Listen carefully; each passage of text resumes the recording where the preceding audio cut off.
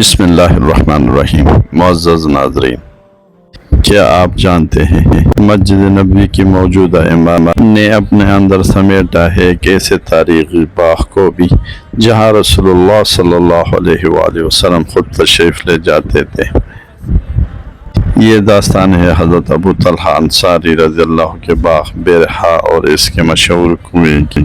آج ہم مسجد نبوی صلی اللہ علیہ وآلہ وسلم کے دروازہ نمبر 21 اور 22 کے درمیان موجود اس مقام کو دیکھ رہے ہیں۔ روایات کے مطابق رسول اللہ صلی اللہ علیہ وآلہ وسلم اس باغ میں موجود کنویں کے خوشگوار پانی سے نوش فرماتا۔ یہ جو مسجد کے فرش پہ بنے ہوئے 3 نشان آپ دیکھ رہے ہیں، یہ حضرت ابو طلحہ رضی اللہ تعالیٰ عنہ کے باغ کے اندر موجود بیرحا کنویں کی نشاندہی ہے۔ حضرت ابو طلحہ رضی اللہ تعالیٰ عنہ کو یہ باغ اپنے تمام املاک میں سب سے زیادہ محبوب تھا۔ پھر قرآن کریم کی عظیم آیات نازل ہوئی، لن تنالوا البر حتی تنفقوا مما تحبون۔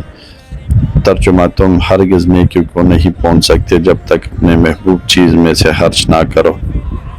یہ آج سنتے ہی حضرت ابو طلحہ رضی اللہ تعالیٰ عنہ حضور پاک صلی اللہ علیہ وسلم کی خدمت میں حاضر ہوئے اور عرض کی، یا رسول اللہ صلی اللہ علیہ وسلم، میرے سب سے محبوب چیز میرا باغ بیرحا ہے، میں اسے اللہ کی راہ میں صدقہ کرتا ہوں۔ رسول اللہ صلی اللہ علیہ وآلہ وسلم نے ان کے جذبہ ایمانی کو سراہا اور اسے قریبی رشتہ داروں میں تقسیم کرنے کا مشورہ دیا۔